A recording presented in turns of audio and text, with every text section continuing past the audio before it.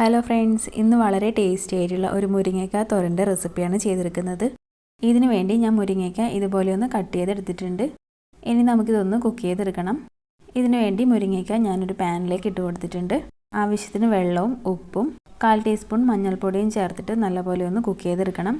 ഈ സമയത്ത് നമുക്കിതിലേക്ക് വേണ്ട അരപ്പ് റെഡിയാക്കി എടുക്കാം. ഇതിനു വേണ്ടി ഞാൻ 1/2 കപ്പ് തേങ്ങ എടുത്തിട്ടുണ്ട്. ഇതിലേക്ക് 3 പച്ചമുളകും ചെറിയൊരു പീസ് സവാളയ്ക്ക് പകരം ചെറിയുള്ളിയും ചേർത്ത് കൊടുക്കാം. പിന്നെ കുറച്ച് കറിവേപ്പിലയും 1/2 ടീസ്പൂൺ നല്ല ജീരകവും 1/4 ടീസ്പൂണിനേക്കാൾ കുറവ് മഞ്ഞൾപ്പൊടിയും ചേർത്തിട്ടൊന്ന് ക്രഷ് ചെയ്തെടുക്കണം. ഞാനിവിടെ ഇതൊന്ന് ക്രഷ് ചെയ്തെടുത്തിട്ടുണ്ട്. ഇനി ഇത് മാറ്റി വെച്ച് കൊടുക്കാം. പിന്നെ മുരിങ്ങയ്ക്ക ഇവിടെ നല്ലപോലെ കുക്കായി വന്നിട്ടുണ്ട്. ഇത് ഞാനൊന്ന് മാറ്റി വെച്ച് കൊടുക്കുന്നുണ്ട്. പിന്നെ ഒരു പാൻ അടുപ്പിൽ വെച്ച് ഇതിലേക്ക് 2 ടേബിൾ സ്പൂൺ വെളിച്ചെണ്ണ ഒഴിച്ച് കൊടുത്തിട്ടുണ്ട്. എണ്ണയൊന്ന് ചൂടായി വരുമ്പോൾ കടുക് ചേർത്തൊന്ന് പൊട്ടിച്ചെടുക്കണം. പിന്നെ ഇതിലേക്ക് 2 വറ്റൽമുളകും കുറച്ച് കറിവേപ്പിലയും ചേർത്ത് കൊടുക്കുന്നുണ്ട്.